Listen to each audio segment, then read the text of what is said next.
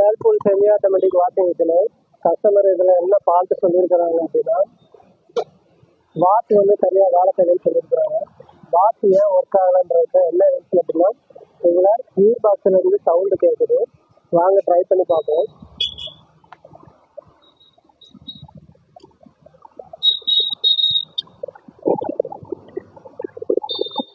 Gear பாக்ஸில் slip ஆகுறதுனால உங்களுக்கு பைசெட்டு ஒழுங்காக சுத்த மாட்டேங்குது. இது லோடு போட்டால் சுத்தமாக எடுக்காது, ஓவர் நாய்ஸ் தான் வரும். இந்த ஃபால்ட்டை நம்ம எப்படி அரெஸ்ட் பண்ணலாம்னா, கியர் பாக்ஸை சேஞ்ச் பண்ணோம்னா அந்த ஃபால்ட்டு சரியாயிடும். நம்ம கியர் பாக்ஸை எப்படி சேஞ்ச் பண்ணலாம்னு பார்ப்போம், வீடியோக்குள்ள போகலாம்.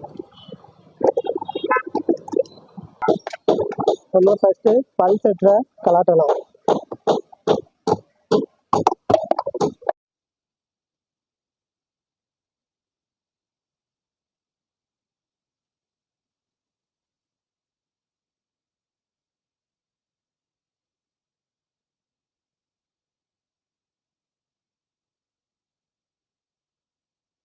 இப்போ பெல்ட்டை ரிமூவ் பண்ணுறோம். மோட்டார் பெல்ட்டை கழட்டி விட்டாச்சு.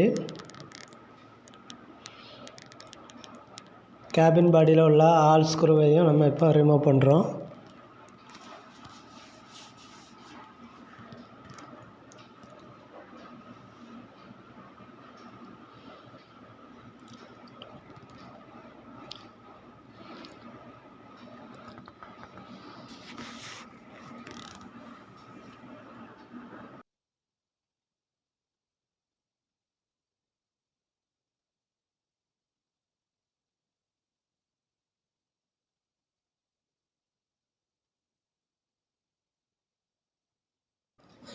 கேபின் பாடியை பேக் கவரை கழட்டியாச்சு. இப்போ நம்ம கியர் பாக்ஸை கலட்டுறோம்.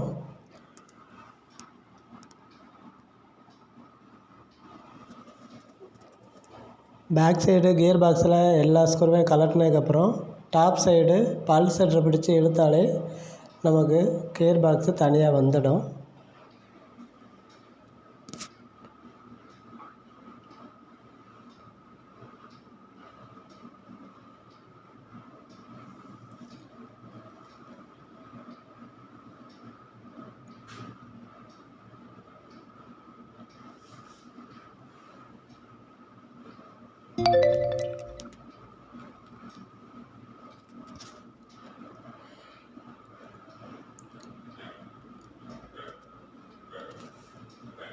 டாப் சைடு பல்செட்டரை ரிமூவ் பண்ணதுக்கப்புறம் நமக்கு அடியில் கியர் பாக்ஸும் நமக்கு தனியாக கலண்டுரும்.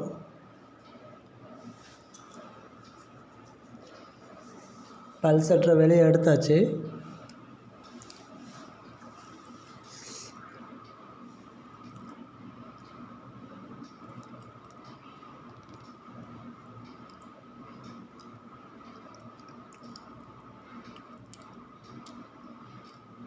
இப்போ நம்ம கியர் பாக்ஸையும் வெளியே எடுத்துடலாம், அவுட் ஆஃப் சைடு.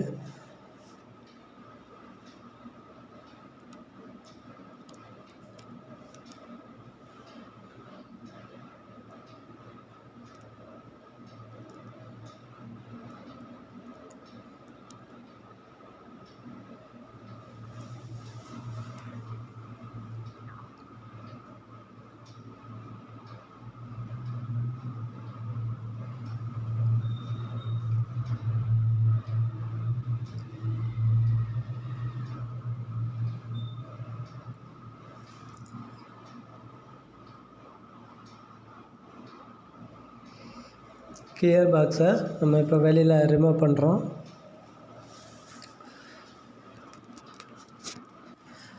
இப்போ நம்ம கியர் பாக்ஸை வெளியில் ரிமூவ் பண்ணி வெளியே எடுத்தாச்சு.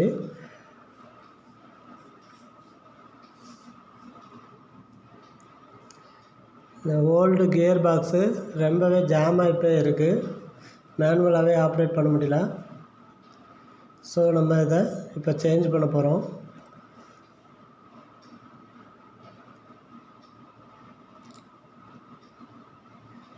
நம்ம ட்ரம்மையும் லேசாக க்ளீன் பண்ணிடலாம்.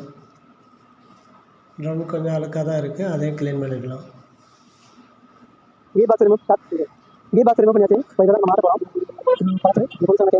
நம்ம ஓல்டு கியர் பாக்ஸுக்கு பதிலாக நியூ கியர் பாக்ஸு சேஞ்ச் பண்ணும்போது நம்ம ட்ரம்மில் வந்துட்டு நல்லா பேஸ்ட் அப்ளை பண்ணிக்கணும். ஏன்னா எந்த அளவுக்கு கம் போடுறோமோ அந்த அளவுக்கு வாட்டர் லீக்கேஜ் வந்து இருக்காது. நம்ம கியர் பாக்ஸோட ஃப்ளை வீலும் ரெண்டும் செட்டாக தான் மாற்றுறோம். ட்ரம்மை நல்லா தொடச்சிட்டு கம் அப்ளை பண்ணிக்கலாம்.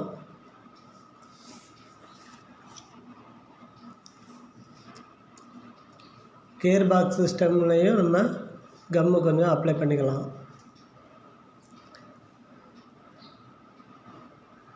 ரப்பர் வாஷர்லேயும் நல்லா கம் போட்டுட்டு இப்போ ஃபிட் பண்ணுறோம்.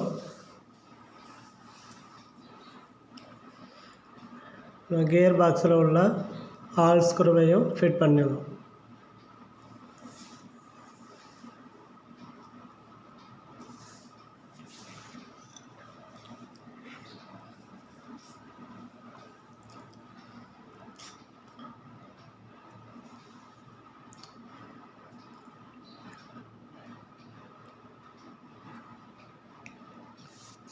கியர் பாக்ஸை ஃபிட் பண்ணியாச்சு. அடுத்து பேக் கவரையும் நம்ம ஃபிட் பண்ணுறோம். பேக் கவரில் உள்ள எல்லா ஸ்க்ரூவையும் கரெக்டான பொசிஷனில் வச்சு டைட் பண்ணலாம்.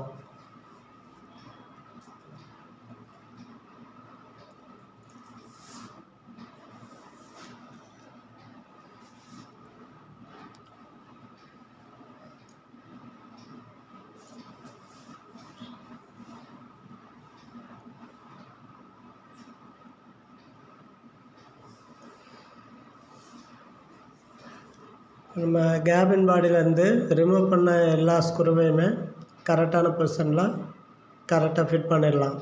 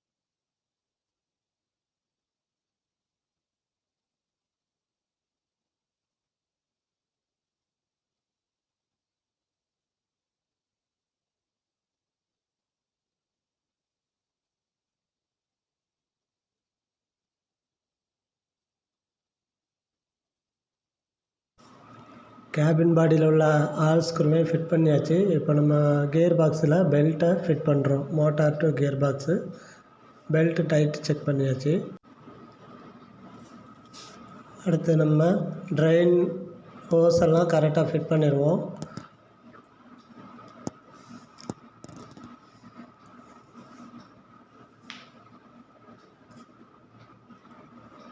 நம்ம ட்ரம்மோட இன்சைடும் பல்செட்டர் ஃபிட் பண்ணுறதுக்கு முன்னாடி கியர் பாக்ஸோட டாப் வியூவுக்கு நல்லா பேஸ்ட் அப்ளை பண்ணிடலாம். அப்போ தான் வாட்டர் லீக்கேஜ் கம்ப்ளைண்ட்டு சுத்தமாக இருக்காது, கரெக்டாக இருக்கும்.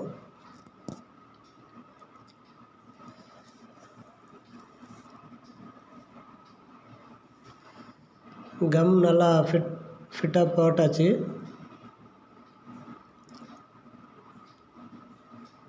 அடுத்து நம்ம பல்செட்டரை ஃபிட் பண்ணலாம். உள்ளே நம்ம நல்லா கம் தடவுனதுக்கப்புறம் பல்செட்டரை கரெக்டாக லாக் பண்ணிவிட்டு நம்ம ரன் பண்ணி செக் பண்ணி பார்த்துடலாம்.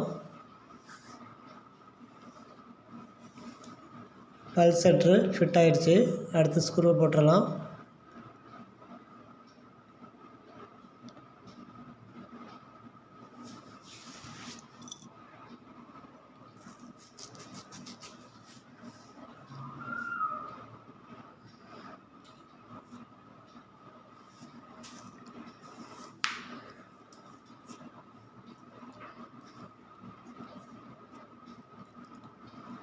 பல்செட்டர் கப்பை நல்லா ஃபிட் பண்ணியாச்சு.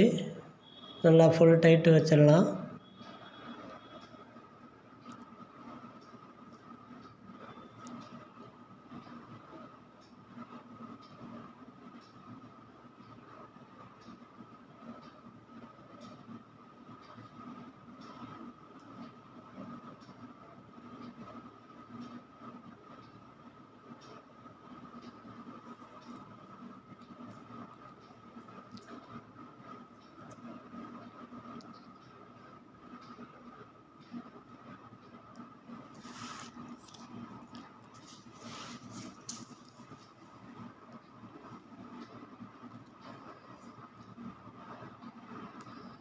பல்செட்டரை நல்லா டைட் வச்சாச்சு. Full tight ஏற்றியாச்சு.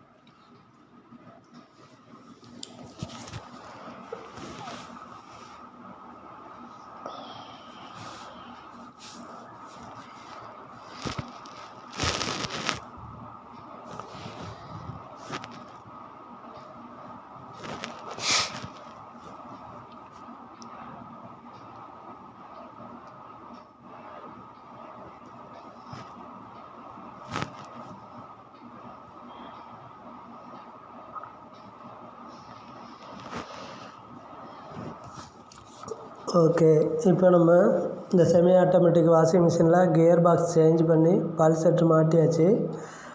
ஒர்க்கு 100% கம்ப்ளீட் ஆகிடுச்சு. வாங்க இப்போ நம்ம செக் பண்ணி பார்க்கலாம். மிஷினை ஆன் பண்ணி வாஷை செலக்ட் பண்ணிவிட்டு ஸ்டார்ட் கொடுத்து பார்க்கலாம். மிஷினை ஆன் பண்ணியாச்சு. வாஷ் வச்சாச்சு. வாஷ் செலக்ட் கொடுத்து ஆன் பண்ணியாச்சு. இப்போ பாருங்கள், சவுண்டே கிடையாது. நல்லா ஸ்மூத்தாக ரன் ஆகுது. ஓவர் நாய்ஸ் எதுவும் கிடையாது.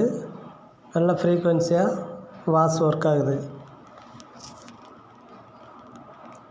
தேங்க்யூ.